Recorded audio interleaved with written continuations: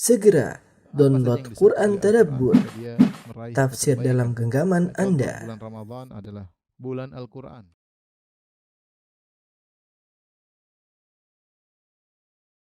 Bismillahirrahmanirrahim. Assalamualaikum warahmatullahi wabarakatuh.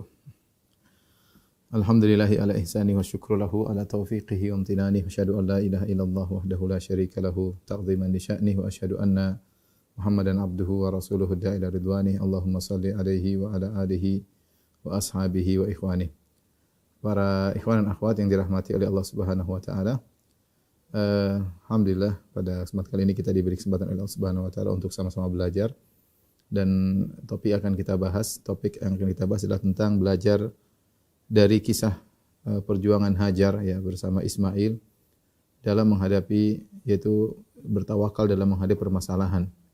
Karena kita tahu bahwasanya kehidupan di atas muka bumi ini mengkonsekuensikan adanya ujian ya.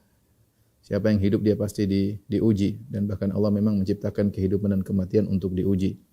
Ya, kata Allah Subhanahu wa taala, "Alladzi khalaqal mauta wal hayata liyabluwakum ayyukum ahsanu amala." Yang menciptakan kehidupan dan kematian untuk menguji kalian. Setiap yang bernyawa pasti diuji. Kullu nafsin dha'iqatul maut. Wa nabluukum bisyarri wal khairi fitnah wa ilaina turja'un. Setiap yang bernyawa akan merasakan kematian. Wa nabluukum bisyarri wal khairi fitnah, dan kami menguji kalian dengan kesulitan, dengan kemudahan. Wa ilaina turja'un, dan kepada kamilah kalian akan dikembalikan. Untuk Allah minta pertanggungjawaban tentang bagaimana kalian menghadapi ujian tersebut. Jadi sudah hal yang pasti bahwasanya kita akan diuji dengan berbagai macam ujian-ujian, baik harta maupun kekurangan harta maupun kehilangan jiwa orang-orang yang dicintai. Kemudian juga kadang-kadang dharra, yaitu terganggunya kesehatan ya, sakit ya, dan banyak hal yang menjadikan seorang bersedih dengan ujian-ujian tersebut. Nah, bagaimana sikap kita ketika menghadapi permasalahan, problematika kehidupan, menghadapi ujian yang Allah berikan? Maka sikap yang paling utama adalah bertawakal kepada Allah Subhanahu wa taala. Karena kalau kita bertawakal artinya kita menyerahkan segala urusan kepada Allah Subhanahu wa taala.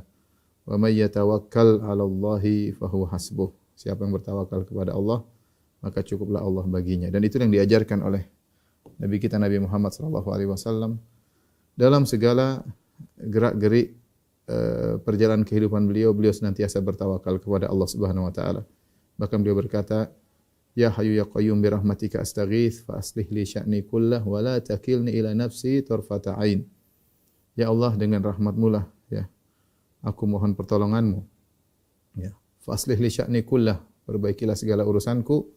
Wala takilni ila nafsi tarfata ain, dan janganlah kau biarkan aku bertawakal kepada diriku meskipun sekejap mata.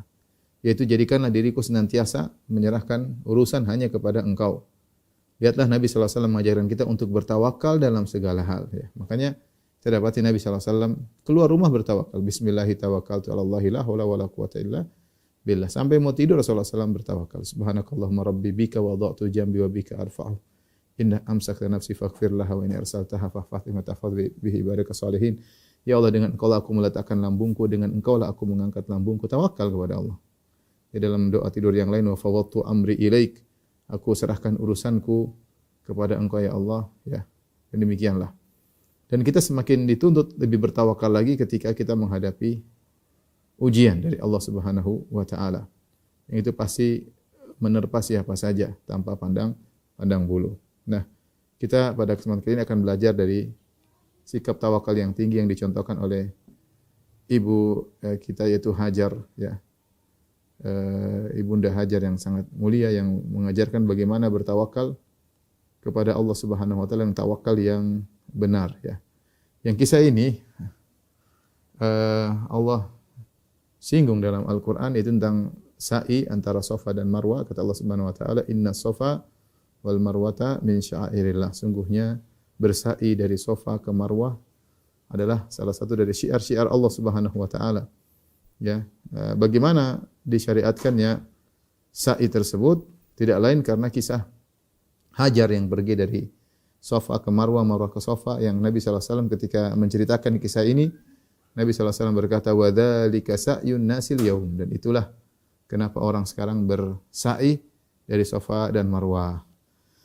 Kisahnya ma'ruf ya. Kita akan sampaikan secara singkat sebagaimana diriwayatkan oleh Ibnu Abbas radhiyallahu anhuma dalam Sahih Al-Bukhari tentang kisah Hajar sampai akhirnya melakukan sa'i. Nabi mengatakan awwalun nasi ittakhadha mintaqan Ummu Ismail atau Hajar. Yang pertama kali mengambil mintak itu adalah kain yang diikat di pinggang, adalah Hajar, litu'affiya atharoha ala Sarah. Dia ingin pergi, maka dia biarkan kain yang terjulur di depan dia untuk menutupi bekas kakinya agar tidak dikejar oleh Sarah. Kenapa Hajar dikejar oleh Sarah? Sebagaimana ma'ruf disebutkan bahwasanya Sarah cemburu kepada Hajar. Ya, ketika Nabi Ibrahim alaihissalam menikah dengan Sarah puluhan tahun dan akhirnya tidak punya anak, kemudian Sarah punya pembantu Hajar yang merupakan hadiah dari seorang raja Mesir, fa akhdamaha Hajar, yang Hajar adalah pembantu yang dihadiahkan raja Mesir kepada Sarah. Kemudian Sarah kasihan melihat suaminya yang menikah sudah lama tidak punya anak, maka dia seorang wanita salehah, maka dia berikanlah pembantunya kepada suaminya dengan harapan punya anak dari Hajar. Dan subhanallah, ternyata benar Ibrahim menikahi Hajar dan akhirnya punya anak Ismail. Dan ketika Ibrahim punya anak Ismail melalui Hajar, akhirnya Sarah pun cemburu pada madunya. Padahal dia yang menyuruh suaminya untuk berbuat baik kepada suaminya dengan memberi pembantunya kepada suaminya. Namun ketika madunya memiliki sesuatu yang dia tidak miliki, maka beliau pun cemburu. Padahal Sarah adalah wanita yang sangat salehah. Namun kondisi menjadikan beliau cemburu. Akhirnya dalam sebagian riwayat disebutkan oleh Ibnu Hajar dan yang lainnya bahwasanya beliau sampai marahnya bersumpah untuk melukai Hajar 3 di bagian tempat tubuhnya. Ya. Akhirnya disitulah Allah memerintahkan Hajar untuk pergi ditemani oleh Ibrahim. Intinya ini hanya sebab Allah punya kehendak lain, menghendaki agar Ismail tinggal di Hijaz, di Mekah, di Jazirah Arab. Ya, tapi demikianlah skenario yang Allah buat ya. Di mana Hajar akhirnya harus pergi sambil mengambil mengambil ikatan kain di pinggangnya sehingga bekas kain tadi menutup jejak kakinya. Kemudian dia pun pergi. Mungkin dia sudah pergi jauh, akhirnya Ibrahim alaihissalam diperintahkan oleh Allah untuk mengantar Hajar. Inilah mulai ujian dihadapi oleh Hajar. Berangkatlah Ibrahim menemani Hajar dari negeri Syam ke Mekah. Ya, jaraknya kira-kira sampai 1.200 kilo, ya cukup jauh, sampai 1.200 kiloan. Maka dia pun pergi mengantar Hajar, tentu dengan penuh kesedihan ya, sambil membawa putranya yang masih kecil Ismail. Kemudian sampailah tiba di kota Mekah, maka Ibrahim pun meletakkan anak istrinya di sebuah lembah yang tidak ada apa-apa di situ, lembah yang gersang, tidak ada tumbuhan. Kemudian Nabi Ibrahim alaihissalam memberikan bekal cuma 2 kantong, 1 kantong isinya korma, 1 kantong isinya air putih ya. Kemudian Ibrahim balik belakang menuju ke negeri Syam. Hanya demikian ya, sudah perjalanan jauh, kemudian dia harus balik. Ketika dia balik, maka dikejarlah oleh istrinya Hajar. Tentu Hajar heran ya melihat kondisi suaminya yang dia tahu bagaimana sayangnya suaminya, seorang nabi yang mulia. Bagaimana mungkin seorang suami meninggalkan istrinya di tempat yang seperti ini? Maka kemudian dia berkata kepada suaminya, "Ya Ibrahim, atatrukuna bihadzal wadi alladhi laisa fihi ins wala syai'?" Wahai Ibrahim, apakah engkau meninggalkan kami, meninggalkan istrimu dan putramu yang masih kecil, putra satu-satunya, di lembah yang seperti ini, tidak ada manusia sama, tidak ada apa-apa, tidak ada air minum, tidak ada buah-buahan, tidak ada makanan, tidak ada hewan, tidak ada apa di sini, tidak ada sesuatu pun. Ibrahim alaihissalam tidak menjawab, dia terus melangkahkan kakinya. Hajar terus mengejar Ibrahim. Ibrahim menghadap ke utara ya, tidak balik muka dan jalan terus. Hajar mengulangi lagi, ya Ibrahim, atatrukuna bihadzal wadi alladhi laisa fihi insun wala syai'. Wahai Ibrahim, kau tinggalkan kami kah di sini? Suatu lembah yang tidak ada apa-apa di sini, tidak ada manusia dan tidak ada apapun. Ibrahim tidak peduli. Sampai Hajar mengulangi berulang-ulang. Sampai terakhir baru Hajar kemudian bertanya dengan pertanyaan yang lebih jelas, kata Hajar, Allahu amaraka bihadza. Wahai Ibrahim, apakah Allah yang merintahkan engkau melakukan ini? Kata Ibrahim, na'am. Ya.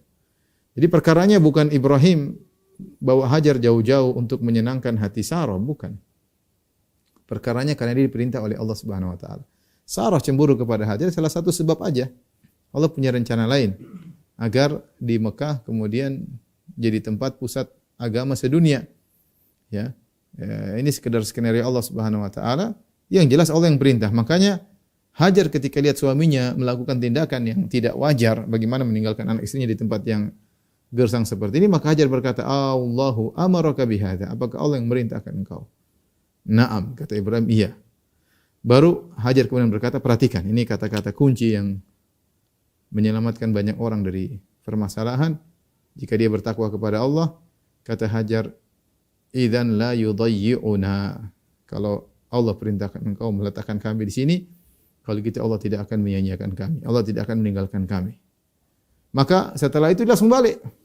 Langsung balik. Dia tahu enggak mungkin dia rayu-rayu suaminya tinggal barang sejam, 2 jam, enggak ada. Ini perintah Allah. Dia tahu bagaimana sikap suaminya yang taat kepada Allah. Apapun Allah perintahkan pasti jalan. Siapa yang ragu Ibrahim sangat sayang kepada Hajar? Tidak ada yang ragu. Siapa yang ragu Ibrahim sangat sayang kepada putranya yang sangat dia cintai, Ismail, putra satu-satunya yang dia nantikan kelahirannya puluhan tahun. Ya. Kelahirannya puluhan tahun, kemudian begitu lahir harus ditaruh di tempat yang jauh, dibuang. Kalau bahasa kita dibuang di tempat yang sangat jauh. Kalau bukan perintah Allah, tentu dia tidak akan melakukannya. Tapi ini perintah Allah Subhanahu wa taala. Ya, maka Hajar pun balik. Sudah dia tidak bisa berbuat apa-apa perintah Allah. Ibrahim jalan terus. Sampai ketika dia tiba di suatu saniyah. Saniyah itu tempat yang agak tinggi. Haitsu la yarawnahu, tatkala Hajar tidak melihat dia lagi, maka dia balik. Maka dia balik menghadap selatan, menghadap ke arah tempat yang akan dibangunkan Ka'bah. Kemudian dia mengangkat kedua tangannya, tsumma yad'u biha ula'i al-kalimat. Kemudian dia berdoa dengan doa-doa yang Allah abadikan dalam surat Ibrahim. Wa idz qala Ibrahim rabbi ja'al hadzal balada amina wa junubni wa bani an a'budal asnam rabbi innahunna adlalna katsiran minan nas faman tabi'ani fa innahu minni wa man 'asani fa innaka ghafurur rahim.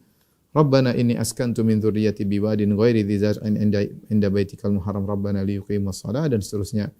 Dia berdoa, ya Rabbku, jadikanlah negeri-negeri yang aman dan jauhkanlah aku dan keturunanku dari menyembah berhala. Ya Rabbku, sungguhnya berhala-berhala telah menyesatkan banyak manusia. Barang siapa yang ikut kepadaku, maka dia bagian dariku. Dan barang siapa yang membangkang kepadaku, sungguhnya engkau maha pengampun lagi maha penyayang. Rabbku, sungguhnya aku meletakkan anakku di sini, ya, di sebuah lembah yang tidak ada tumbuhan, ya, untuk menegakkan salat. Faj'al afidatan minan nasi tahwi ilaihim, jadikanlah hati-hati manusia condong kepada mereka, warzuqhum minas thamarati la'allahum yashkurun, berilah mereka, ya, berbuah-buahan agar mereka bersyukur. Sampai Nabi Ibrahim berkata, Rabbi ja'alni muqimas sholati min dzurriyyati rabbana wa taqabbal du'a. Ya Rabbku, jadikanlah aku dan keturunanku sebagai penegak salat. Kemudian Ibrahim pergi meninggalkan lokasi tersebut, ya. Apa yang terjadi dengan Hajar dan Ismail? Ya. Tidak mungkin dia mau telepon suaminya, tidak mungkin dia mau kontak suaminya, apalagi jarak jauh, ya, dari Mekah ke negeri Syam 1.200-1.300 kilo. Tidak ada sarana transportasi, sarana komunikasi, tidak seperti sekarang, ya. Maka ketika Hajar ditinggal, maka dia pun makan dari korma yang merupakan bekal yang ditinggalkan oleh Ibrahim alaihissalam. Dia minum dari air yang ditinggalkan bekal sampai akhirnya airnya habis, kormanya habis. Dari korma tersebut dia menyusui anaknya. Ketika kormanya habis, air habis, maka air susu pun berhenti.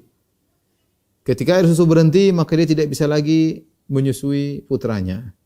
Ketika putranya tidak mendapatkan asupan air susu ibu, maka dia pun menggeliat kesakitan, menangis, menggeliat Ismail. Menggeliat. Hajar tidak kuasa melihat putranya. Ya, bagaimana seorang ibu melihat anaknya nangis dan dia tidak bisa berbuat apa-apa. Tidak ada makanan, mau disuapin apa? Enggak ada. Isinya pasir melulu semuanya. Semuanya tanah pasir, gersang. Mau kasih apa? Enggak ada apa-apa. Tapi dia tidak putus asa. Dia punya kata kunci, idzan la yudayyi'una. Allah tidak akan tinggalkan kita kalau kita bertakwa kepada Allah. Maka Hajar pun berusaha, ikhtiar. Kalau bahasa kita ikhtiar. Maka dia pun pergi ke tempat terdekat agak tinggi, yaitu Bukit Sofa. Maka dia naik di atas Bukit Sofa tersebut. Dia melihat ke kanan, ke kiri, ke depan, ke belakang. Apakah ada orang dia bisa minta tolong? Ternyata tidak ada. Maka kemudian dia pun turun. Ketika sampai di daerah yang agak landai, dia angkat sedikit roknya supaya dia bisa berlari. Kemudian dia sampai ke Bukit Marwa. Sampai di Marwa dia lihat ke atas, ke kanan, ke belakang, ke kiri. Lihat manusia tidak ada sama sekali. Kemudian dia pun turun lagi. Terus sampai ke sofa. Ketika lewat tempat landai dia berlari. Kemudian naik di sofa. Berulang kali, sofa Marwah, sampai ketiga yang ketujuh di Marwah, maka tiba-tiba dia mendengar suara. Fatasamma'at, maka dia pun berusaha mendengar. Dia mengatakan, "Sohin, diam kamu wahai Hajar, dengar suara itu, kamu diam." Dia berusaha konsentrasi diam, ada suara. Dia bilang, "Qad asma'ta, kau sudah mendengarkan suaramu kepadaku. In kana indaka giwath, kalau kau punya pertolongan, tolonglah kami." Tiba-tiba malaikat Jibril datang. Malaikat Jibril datang ke arah Ismail yang sedang menggeliat menangis. Maka fadaraba bi aqibihi aw bi janahihi, maka malaikat Jibril pun mukul dengan tumitnya atau dengan sayapnya ke tanah, maka keluarlah air Zamzam, keluarlah air. Air yafur, keluar air. Ketika Hajar melihat air tersebut, dia khawatir ya, ini air enggak tahu keluar sampai kapan. Khawatir meluber habis, keluar ke tanah kemudian habis, ya dia enggak bisa minum. Akhirnya mulailah dia faja'ala tuhawwidhuhu, maka dia pun membuat bendungan air tersebut supaya tidak meluber. Dia buat bendungan sampai air tersebut berhenti. Nabi SAW ketika menceritakan ini, Nabi komentar, Nabi SAW berkata, rahimallahu umma Ismail, lau tarakat Zamzam lakana ainan ma'inan. Semoga Allah merahmati Ummu Ismail. Seandainya dia biarkan Zamzam akan menjadi sungai atau mata air yang mengalir, akan menjadi mata air yang mengalir. Kemudian Ismail hidup dan tumbuh berkembang sampai akhirnya menjadi seorang nabi, kemudian berdakwah di Hijaz. Yang ingin kita sampaikan di sini cuma sepenggal kisah ini aja, karena kisah Ismail dan Ibrahim panjang lebar ya. Kita ingin sampai pada titik bagaimana lihatlah Hajar ketika menghadapi permasalahan yang sangat pelik ya. Permasalahan bukan permasalahan yang ringan. Ditinggal oleh suami dengan jarak 1.200 kilo, 1.300 kilo, tidak ada kontak. Kemudian di tengah-tengah suasana tidak ada manusia sama sekali. Di suatu tempat yang kering, tidak ada makanan, tidak ada minuman, tidak ada buah-buahan. Anaknya menangis-nangis ya. Tetapi dia yakin bahwasanya Allah tidak akan meninggalkannya. Maka yang kita lihat bagaimana ikhtiarnya Hajar. Dia naik ke atas bukit dan dia berusaha. Dia tidak pasrah. Ya Allah, Engkau Tuhanku, aku sudah di sini, aku nurut sama suami. Gimana lagi Allah? Enggak, dia berusaha, dia ikhtiar. Jadi ini namanya tawakal yang benar. Tawakal adalah menyerahkan diri kepada Allah Subhanahu wa taala, menyerahkan hati kepada Allah, tapi sambil ikhtiar. Maka dia pergi ke Bukit Sofa dan bukan cuma sekali 2 kali, sampai 7 kali. Sampai 7 kali. Sampai 7 kali. Ketika sudah yang ke-7, ya mungkin anaknya semakin nangis, semakin teriak ya Ismail. Dia sampai tidak berani melihat anaknya, dia tidak berani melihat anaknya ya, karena takut hatinya enggak kuat melihat tangisan anaknya. Ya, kita enggak tahu apa yang berkecamuk dalam hati Hajar. Tapi dia yakin bahwasanya Allah tidak akan meninggalkannya. Kalau bicara tentang sebab, semua sebab sudah tertutup. Semua pintu sudah tertutup. Namun pintu langit tidak pernah tertutup. Maka tetap berusaha, tetap ikhtiar sambil menggantungkan hatinya kepada Allah Subhanahu wa taala. Akhirnya datang pertolongan. Nah, inilah bolak-baliknya Hajar sampai 7 kali. Kata Nabi sallallahu alaihi wasallam, "Dzalika sa'yun nasil yaum." Itulah kenapa orang-orang bersa'i sekarang. Nah, ini kita ingat pelajaran kalau kita sedang melakukan umrah atau haji, kita bersa'i. Kita ingat bahwasanya ya Allah tempat memohon pertolongan. Allah tempat bertawakal. Dan tawakal yang benar adalah bagaimana seorang berikhtiar. Seorang yang berikhtiar. Dan inilah tawakal yang diajarkan oleh syariat. Dan terlalu banyak dalil akan hal ini baik dalam Al-Qur'an maupun dalam sunnah-sunnah Nabi SAW. Yang namanya tawakal adalah menggabungkan antara menggantungkan hati kepada Allah dengan ikhtiar. Di antara dalil akan hal ini misalnya dalam Al-Quran, Allah sebutkan tentang kisah Maryam, bagaimana Maryam bertawakal ketika dia menghadapi kondisi yang sangat sulit. Maryam, kita tahu dia adalah anaknya Imran dan dia seorang wanita yang solehah dan dia telah mengabdikan dirinya untuk beribadah kepada Allah Subhanahu wa taala, maka dia mengambil tempat yang jauh untuk bisa beribadah, fokus ibadah kepada Allah Subhanahu wa taala. Tahu-tahu dia diuji dengan Allah mengutus Jibril alaihissalam, kemudian meniupkan ruh ya dalam rahim Maryam sehingga dia menjadi wanita yang mengandung. Dan ini sangat berat. Bagaimana dia yang dikenal oleh masyarakat ketika itu Bani Israel mengenal dia sebagai wanita yang soleha dan dia menjauhkan diri, mengasingkan diri untuk beribadah, ternyata pulang-pulang perutnya besar.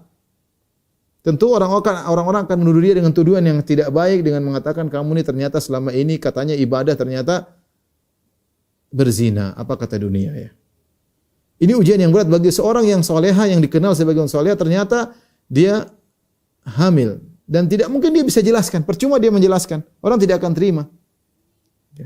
Maka ketika dalam kondisi sakit, setelah dia mengandung selama 9 bulan, ketika waktu melahirkan, kata Allah, فَأَجَأَ الْمَخَاضُ إِلَى جِذْءِ النَّخْلَةِ قَالَتْ يَا لَيْتَنِي مِتُّ قَبْلَ هَذَا وَكُنْتُ نَسْيًا مَنْسِيًّا. Saking berat yang dia hadapi, dia mengatakan, Ya laitani mitu qabla hadha, seandainya saya mati sebelum ini, sebelum mengandung, sebelum ini. Ya, wa kuntu nasyan mansiya, bagaimana seandainya saya itu dilupakan, tidak ada yang kenal, tidak ada yang tahu, saya terlupakan. Sekarang kondisinya berat. Dia dikenal sebagai wanita yang soleh, ternyata mengandung, tidak ada bapaknya, sulit menjelaskan kepada masyarakat. Tapi dia ketika melahirkan disebutkan Maryam dalam kondisi haus, dalam kondisi lapar, dalam kondisi kesakitan. Maka dia pun pergi ke Jidhin Nakhlah, ke batang pohon korma, kemudian fanadaha min tahtiha alla tahzani. Ada suara dari bawah, ada yang mengatakan malaikat, yang mengatakan Nabi Isa ngomong dari dalam perutnya. Alla tahzani qad ja'ala rabbuki tahtaki sariyah. Jangan kau bersedih wahai Maryam, qad ja'ala rabbuki tahtaki sariyah. Sungguhnya Rabbmu telah menjadikan ada air yang mengalir di bawahmu untuk kau minum. Ya, karena dia haus. Kemudian dia lapar dan mau melahirkan, kata Allah atau kata sang anak, wa huzi ilaiki bi jid'in nakhlati tusaqit alayki rutaban janiyya. Maka hendaknya kau goyang itu pohon batang korma, niscaya akan jatuh rutab-rutab. Ini yang jadi perhatian kita, bagaimana Allah mengajarkan kepada Maryam untuk berikhtiar. Kalau tawakal jangan tanya, Maryam seorang ahli ibadah. Tawakalnya jelas, maksudnya dia serahkan hatinya kepada Allah. Tapi dia, Allah meskipun akan menolong dia, tapi Allah menyuruh dia untuk apa? Untuk berusaha, ya, di antaranya dengan berusaha menggoyang pohon korma. Dan kita tahu kalau dia berusaha menggoyang pohon korma tidak akan bisa goyang pohon korma besar dan dia dalam kondisi sakit mau melahirkan, gimana mau goyang pohon? Kita laki-laki saja mau goyang pohon enggak bisa. Kalau goyang dari atas ataupun dari bawah enggak mungkin. Maryam terduduk di situ. Bagaimana cara dia menggoyang pohon? Tapi Allah suruh goyang. Supaya apa? Supaya belajar bahwasanya namanya akibat itu butuh sebab, butuh ikhtiar. Allah telah menurunkan sunnatullah, ada sebab dan akibat. Maka akhirnya dia goyang, maka turunlah, jatuhlah rutab-rutab dan dimakan oleh Maryam, ya. Intinya Allah menyuruh Maryam untuk berikhtiar, ya. Demikian juga seperti kisah yang Allah sebutkan tentang Nabi Yakub alaihissalam ketika menyuruh anak-anaknya untuk mencari Yusuf yang hilang. Dia mengatakan, ya baniya la tadkhulu min babi wahid wa dkhulu min abwabi mutafarriqah wa ma ughni ankum minallahi min syai' inil hukmu illa lillah alaihi tawakkaltu wa alaihi falyatawakkal mutawakkilun. Kata Yakub, wahai putra-putraku, kalau kalian masuk kota Mesir jangan masuk dari satu pintu, tapi dari berbagai macam pintu. Ini ikhtiar. Karena kalau kalian masuk satu pintu dengan tubuh besar-besar, pakaian yang berbeda dari penduduk situ, kalian akan terkena ain. Atau kalian akan diganggu oleh orang jahat. Maka masuklah kalian di pintu yang macam-macam. Tapi apa kata Yakub? Wa ma ughni ankum minallahi syai'. Ini sekedar ikhtiar, usaha. Tapi saya tidak bisa membantu kalian sama sekali. Alaihi tawakkaltu, hukum cuma milik Allah. Inil hukmu illa lillah. Hukum keputusan hanya milik Allah. Alaihi tawakkaltu, aku bertawakal. Wa alaihi falyatawakkal mutawakkilun. Orang bertawakal hanya bertawakal kepada Allah. Tapi ikhtiar tetap dikerjakan. Ikhtiar tetap dikerjakan. Inilah ikhwan yang dirahmati Allah Subhanahu wa taala, ikhtiar dengan menggantungkan hati kepada Allah ini sangat dibutuhkan ketika kita menghadapi permasalahan. Ya.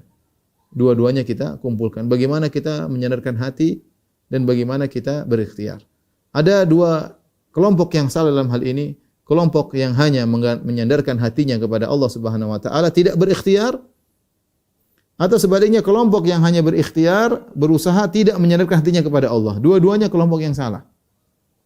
Hanya menyandarkan hati kepada Allah, tenang aja, enggak bisa. Ada hukum namanya hukum sebab akibat. Yang Allah bikin hukum tersebut. Seorang berusaha menjalankan hukum tersebut, ya.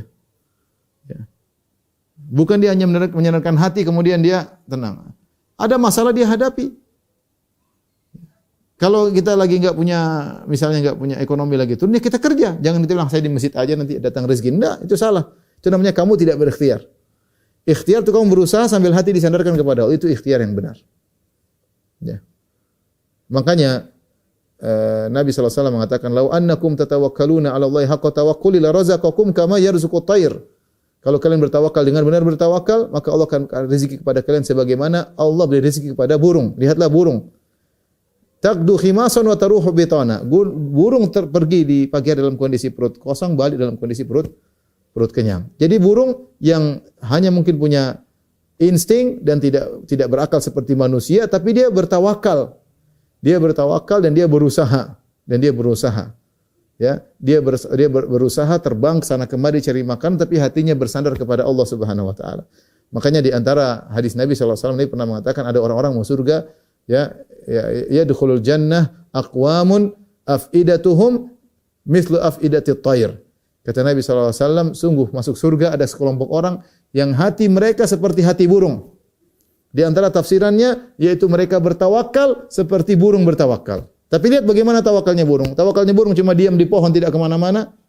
Jadi burung santai, nanti datang makanan sendiri. Enggak, dia terbang. Dari pagi-pagi sudah terbang. Kadang kita subuh-subuh keluar ke masjid, dia sudah banyak burung berkicau, satu dengan yang lainnya, sudah aktif. Mungkin dia sudah salat malam. Sudah aktif. Kita baru bangun mau jalan ke masjid ngantuk-ngantuk. Burungnya sudah semangat, ya, subuh sudah, kemudian dia terbang dengan jarak yang jauh bisa puluhan kilo untuk mencari nafkah buat anak-anaknya. Dia tidak berakal seperti manusia, tapi instingnya mengajarkan untuk bertawakal, sandarkan hati kepada Allah dengan usaha. Usaha hewan-hewan saja bertawakal dengan ikhtiar. Nah, di antara kesalahan sebagian kelompok manusia hanya menyandarkan hati kepada Allah, tidak berusaha. Tidak berusaha. Ini di antara hal yang kita tidak disuruh demikian. Kita disuruh menggabungkan berikhtiar dengan menyandarkan hati kepada Allah Subhanahu wa taala. Contoh seperti kasus Covid yang kita lihat sekarang ini. Sebagian orang menganggap enggak usah pedulikan Covid. Bahkan sebagian mereka mengatakan, "Mana Covid? Kita ke situ, kita ke Covid. Kita mau ke corona." Subhanallah. Ini tidak apa ya? Ini kalau dibilang seperti ini, kan Islam mengajarkan demikian, ya. Orang akan memandang Islam dengan pandangan yang buruk, seakan-akan tidak mengakui adanya sunnatullah, tidak mengakui adanya sebab akibat yang Allah bikin. Ada hukum sebab akibat, ya. Sama seperti mengatakan, mana singa, tidak perlu takut. Enggak, kamu takut sama singa itu wajar, ya. Ya. Tapi ingat hati kepada Allah Subhanahu wa taala. Sampai saya pernah dengar wawancara wanita-wanita ISIS ditanya oleh sebagian orang, kenapa tidak takut sama corona, kata wanita ISIS tersebut, enggak, corona enggak ada. Hanya kena orang kafir aja, orang Islam enggak. Akhirnya ada yang bilang, itu orang Islam banyak yang kena juga. Oh, itu munafik yang kena. Itu munafik yang kena. Jadi dia punya setelan otak sendiri, sehingga hanya menyandarkan kepada Allah, ya, dan tidak demikian, bukan demikian, ya, bukan demikian cara bertawakal, ya. Jadi seorang berikhtiar. Rasulullah mengajarkan ikhtiar, ya. Kalau ada penyakit menular maka jangan ke situ. Yuradu al-mumsi 'alal mumrid. Janganlah unta yang sehat dibawa kepada unta yang sakit. Ini namanya usaha, ya. Kalau ada suatu kampung jangan ke situ, yang sudah itu jangan keluar. Rasulullah ngajarin social distance, Rasulullah ngajarin tentang lockdown, semuanya diajarin. Islam agama yang sangat logis. Islam agama yang sangat logis, ya. Artinya seorang berikhtiar, serahkan kepada Allah. Jadi jangan hanya serahkan hati kepada Allah tanpa berikhtiar. Nabi SAW adalah sayyidul mutawakkilin, orang yang paling bertawakal, tapi beliau berikhtiar. Dalam segala hal beliau berikhtiar. Lihat bagaimana dalam waktu beliau berhijrah. Ikhtiar tidak? Ikhtiarnya luar biasa. Nabi SAW sampai sembunyi di Jabal Thawr sampai 3 hari 3 malam ikhtiar, sampai agak menjauh, harusnya ke Madinah tuh ke arah utara, dia malah ke selatan dulu selama 3 hari. Sampai beliau menyewa penunjuk jalan yang kafir, Abdullah bin Uraiqit, ya. Sampai beliau lewati jalan pesisir pantai yang beliau juga tidak tahu jalannya, harus ada penunjuk jalan. Semua ini ikhtiar semuanya. Semua ikhtiar, ya. Bukan cuma diam kemudian sampai ke Mekah kata sebagian orang, Allahu Akbar sampai ke Mekah, enggak. Salat di Mekah sebagian. Nabi SAW berusaha. Lihat bagaimana kalau perang Uhud, lihat bagaimana ikhtiar Nabi SAW. Nabi punya mata-mata. Nabi ada yang kirim berita kepada Nabi, ya, bahwasanya orang musyrikin akan menyerang. Nabi SAW kemudian musyawarah. Ini kan ikhtiar semua. Musyawarah, jangan santai aja mau di sini, enggak, tenang aja ada Allah. Enggak, Nabi musyawarah dengan para sahabat, gimana kita mau keluar atau di kota Madinah bertahan. Kemudian Nabi SAW pakai baju perang, bahkan baju perang 2 dir'ain, tidak biasanya pakai 1 dir'ah, 1 baju lapis perang, 2 lapis perang. Nabi pakai helm, ya. Nabi pasang strategi sallallahu alaihi wasallam bagaimana caranya. Ini semua ikhtiar. Lihat dalam perang Khandaq ketika Nabi tahu musuh 10.000 orang, pasukan kaum muslimin cuma 2.000, secara kalau hadap-hadapan enggak logis. Maka Nabi bikin Khandaq. Khandaq dengan panjang sekitar 4 kilo, lebar lubang sekitar 4 meter, dalamnya sekitar 4 meter dengan panjang berkilo-kilo. Supaya apa? Supaya kuda tidak bisa lewat, kuda musuh. Ini semua ikhtiar. Ya. Kalau sekarang orang mau punya anak, gimana? Maksudnya tenang, kalau Allah mau kasih anak saya tidak nikah pun bisa. Ya gimana caranya? Ya, kalau mau punya anak ya nikah, berhubungan, nanti bisa punya anak dengan izin Allah. Yang nikah aja pada enggak punya anak, apalagi kemudian tenang kita tawakal sama Allah. Enggak, Allah punya sebab dan akibat. Allah punya sebab, hukum sebab akibat. Sampai Allah mengatakan lihat hukum sebab akibat ketika Allah berbicara tentang Ashabul Kahfi. Kata Allah Subhanahu wa taala, "Wa tahsabuhum aiqadan wa hum ruqud wa nuqallibum dzatal yamin wa dzatal shimal." Kau lihat mereka, kau sangka mereka Ashabul Kahfi yang tidur 309 tahun, kau sangka mereka dalam kondisi terjaga padahal mereka tidur. Wa nuqallibuhum dzatal yamin wa dzatal shimal. Kami bolak-balikkan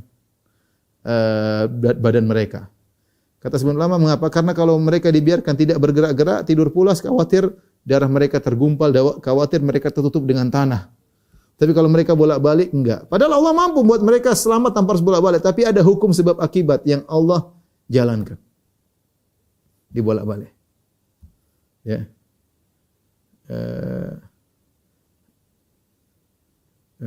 Demikian juga wa tarasyamsa wa idza taqridu dzata shimal. Jadi Allah masukkan matahari, cahaya matahari ke dalam mereka, sebagian cahaya matahari untuk menjaga. Allah menjelaskan untuk menjaga kelembaban, untuk menjaga macam-macam. Jadi intinya sebab akibat berjalan. Ya, tadi Allah suruh Maryam untuk menggoyangkan. Yakub menyuruh anak-anaknya untuk ikhtiar. Nah, jadi ada sekelompok yang mereka hanya bersandar kepada Allah, lupa untuk ikhtiar. Tapi ini sekelompok kecil. Kelompok kecil. Kebanyakan tidak demikian, ya. Kesalahan yang kedua, kelompok yang justru sebaliknya, benar-benar fokus kepada ikhtiar dalam bahasa kita sebab, lupa untuk bertawakal kepada Allah. Dan ini lebih banyak daripada yang pertama. Semuanya hanya terpaku kepada usaha, ya. Kalau bukan ke dokter ini enggak bisa sembuh, kalau bukan karena obat ini tidak bisa sembuh, kalau tidak begini maka tidak akan selamat. Selalu begitu ya. Selalu begitu. Lupa, kalau bukan karena si fulan saya tidak bisa kerja, kalau bukan karena bos saya tidak dapat rizki. Dia lupa kepada Allah.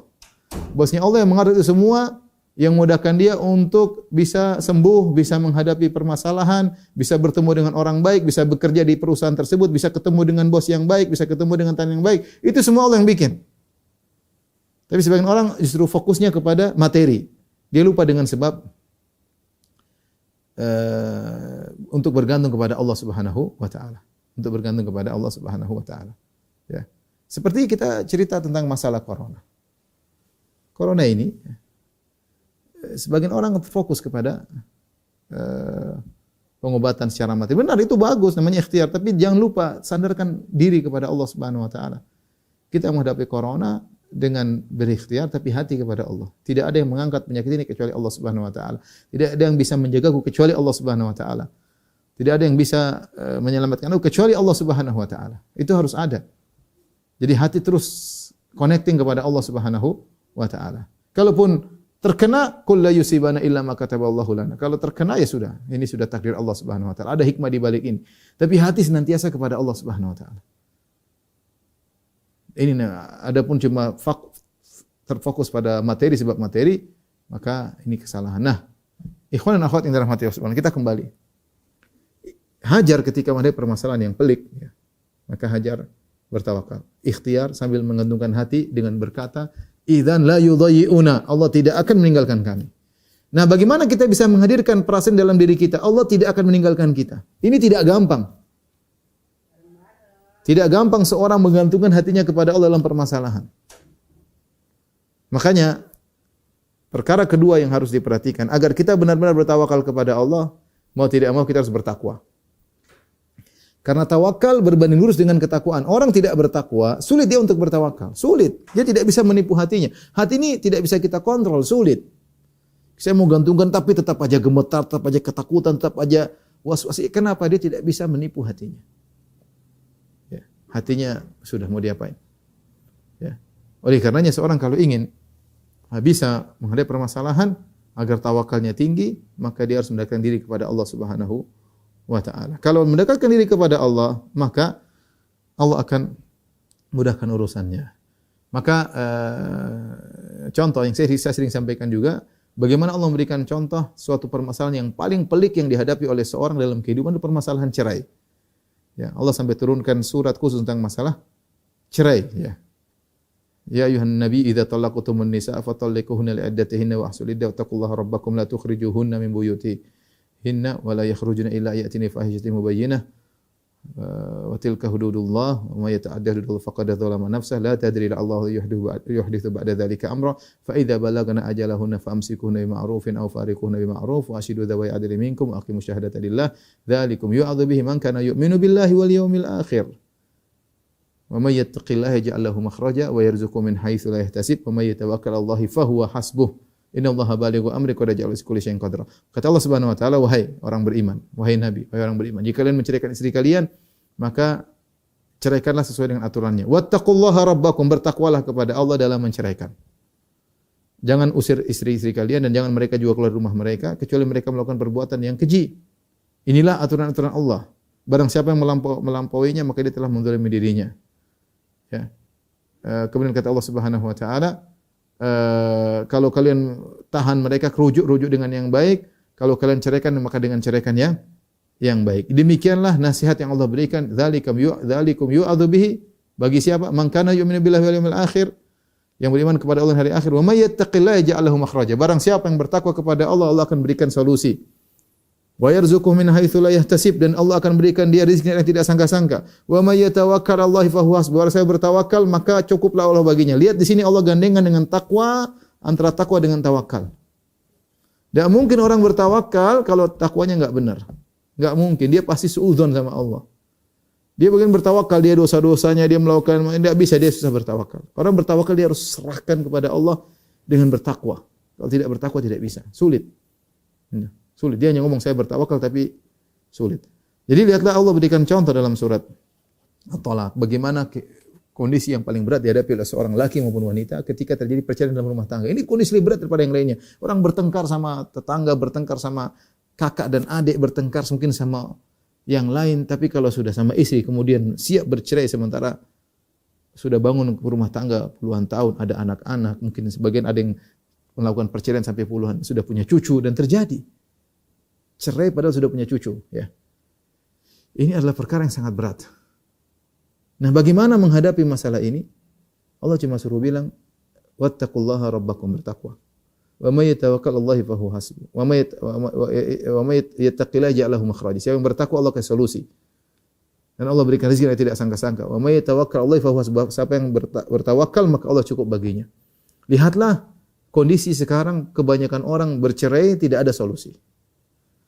Pertikaian yang berkelanjutan antara bekas suami bekas istri. Jadi korban anak-anak. Kesian betapa banyak janda-janda yang akibat perceraian yang tidak diperdulikan. Ya, betapa banyak suami yang sudah menceraikan akhirnya juga kehidupan kacau. Anak-anak ini tinggal kacau semua. Aib terbongkar kemana-mana. Kenapa? Karena keduanya ketika menghadapi permasalahan tidak bertakwa. Allah sudah jelaskan ini perkara paling pelik. Kalau kamu bertakwa pasti ada solusinya, pasti. Bukan cuma itu, Allah kasih rizki dari arah yang kau tidak sangka-sangka. Allah bilang, ini dalam kasus perceraian. Allah mengatakan, siapa bertawakal Allah cukup baginya. Nah, kalau kasus yang begitu berat seperti perceraian, seorang bertawakal, seorang kemudian bertakwa akan diberi solusi. Bagaimana dengan kasus-kasus yang lain? Oleh karenanya, ikhwan dan akhwat yang rahmati Allah Subhanahu wa taala, ini pelajaran penting bagi kita. Kita akan menghadapi banyak problematika dalam kehidupan kita. Sekarang kita hadapi sedang corona, ya. Covid, ya. Kemudian juga mungkin sebagian ekonominya lagi jatuh, banyak. Ya banyak pengusaha-pengusaha yang pusing zaman sekarang, ya. Teman-teman yang punya restoran yang banyak juga gimana? Dia tidak pusing pikir dirinya, dia kadang pikir pegawainya. Itu saya, Ustaz, gimana pegawai-pegawai? Saya harus berpikir keras. Mau kasih mereka bisa gaji setengah bulan aja sudah luar biasa. Bagaimana kalau kita enggak gaji? Kasihan, mereka punya anak-anak, punya istri, berat, ya. Ujian berat. Ini ujian Quran. Belum ujian-ujian lain. Orang diuji dengan keluarganya, diuji dengan ekonominya, diuji dengan kesehatannya. Tapi solusi yang paling penting adalah bagaimana kita bertawakal kepada Allah Subhanahu wa taala. Ya, kita bertakwa dan bertawakal. Enggak mungkin Anda bisa bertawakal kecuali Anda meningkatkan ketakwaan. Maka dalam menghadapi permasalahan apapun, yang pertama adalah serahkan kepada Allah. Segera berwudu, kemudian salat, angkat tangan minta kepada Allah Subhanahu wa taala. Serahkan urusan kepada Allah. Jangan gantungkan hati kita kepada sebab apapun. Sebab kita lakukan, ingat, kita melakukan ikhtiar. Tapi jangan sekali-sekali gantungkan hati kita kepada sebab tersebut. Kita sakit boleh kita telepon dokter boleh, tapi enggak, hati hanya kepada Allah Subhanahu wa taala. Obat oke, kita berusaha cari obat yang terbaik. Tapi hati kepada Allah Subhanahu wa taala. Tidak ada yang beri kesembuhan kecuali Allah Subhanahu wa taala. Tidak ada yang menyelamatkan kecuali hanya Allah Subhanahu wa taala. Itu harus kita tanamkan. Ini kita ada masalah, tidak ada yang bisa mengeluarkan kita dari permasalahan dengan cara yang baik kecuali dengan Allah Subhanahu wa taala. Ya. Hari-hari ini banyak, ya, saya ditelepon oleh beberapa akhwat yang kehilangan suami mereka, kasihan, ya. Saya cuma bilang kepada mereka, bertakwa kepada Allah. Akan ada solusi. Ditinggal oleh suami dalam kondisi sulit, anak-anak banyak misalnya, ya. Tidak ada simpanan misalnya. Mereka bilang bertakwa kepada Allah. Enggak ada solusi. Mau harap siapa? Bertakwa kepada Allah. Mulai dari bertakwa, bertawakal kepada Allah, nanti Allah kasih jalan. Cepat atau lambat. Ya. Jadi dimulai dari takwa dan bersama. Lihatlah Ummu Ismail Hajar. Bagaimana Hajar sendirian, tidak ada siapapun, tidak ada tumbuhan, tidak ada manusia, tidak ada yang bisa dihubungi. Di tengah lembah yang gersang, ya. Orang terdekat saja jauh, Ibrahim jauh darinya. Tapi apakah tidak ada solusinya? Ada solusi. Ya, Allah kirim solusi dari arah yang tidak diduga-duga. Oleh karenanya, ikhwan dan akhwat yang rahmati Allah Subhanahu wa taala, ini adalah pelajaran yang kita ambil, dan ini bukan hanya sekedar teori, butuh praktek. Terakhir saya ingin sampaikan kepada rekan-rekan sekalian, bagaimana sih cara menumbuhkan kita tawakal kepada Allah, dan ini bukan suatu ilmu yang teoritis doang, tapi dia harus praktek. Secara sederhana agar kita senantiasa bertawakal kepada Allah, yaitu pertama adalah berusaha selalu mengingat Allah. Orang yang selalu ingat Allah dalam segala hal, dia akan mudah bertawakal. Selalu ingat Allah Subhanahu wa taala. Contoh paling mudah untuk menerapkan bagaimana selalu ingat Allah, berusaha untuk berdoa dalam segala kegiatan kita. Ya, kita keluar rumah berdoa, masuk rumah berdoa, masuk pasar berdoa, masuk masjid berdoa, keluar masjid berdoa, masuk WC berdoa, keluar toilet berdoa, mau berhubungan dengan suami atau istri berdoa, mau makan berdoa, habis makan berdoa. Demikian ketika sakit kita berdoa, ketika terjaga di tengah malam kita berzikir kepada Allah Subhanahu wa taala. Jangan lupa zikir pagi petang, ya. Kalau Anda senantiasa berzikir dan berdoa, berarti Anda bertawakal. Karena ketika kita berdoa berarti apa? Kita menyerahkan urusan kepada Allah Subhanahu wa taala. Minimal ikhwan dan akhwat, kalau kita lupa dengan doa-doa tersebut, minimal kita bilang bismillah. Itu apa? Ya Allah, aku serahkan ini dengan nama Engkau, aku melakukannya. Kalau kita bilang bismillah, berarti secara tidak langsung kita menyerahkan urusan kepada Allah Subhanahu wa taala. Inilah rekan-rekan rahmati Allah Subhanahu wa taala, sedikit yang saya sampaikan pada kesempatan kali ini. Kita ini masih kurang takwa, masih kurang tawakal kita masih rendah. Kita masih sering terpukau dengan sebab-sebab duniawi, lupa menggantungkan hati kepada Rabbul Alamin. Banyak masalah yang tidak tuntas karena kita kurang takwa, kurang tawakal. Ya, kita mencari solusi hanya sebab-sebab duniawi, lupa bahwasanya solusi akhirat lebih hebat daripada solusi duniawi. Semoga dengan sedikit yang sampaikan ini kita sama-sama bisa belajar bertawakal kepada Allah. Demikian apa yang saya sampaikan, kurang lebih saya mohon maaf. Wabillahi taufiq wal hidayah. Assalamualaikum warahmatullahi wabarakatuh.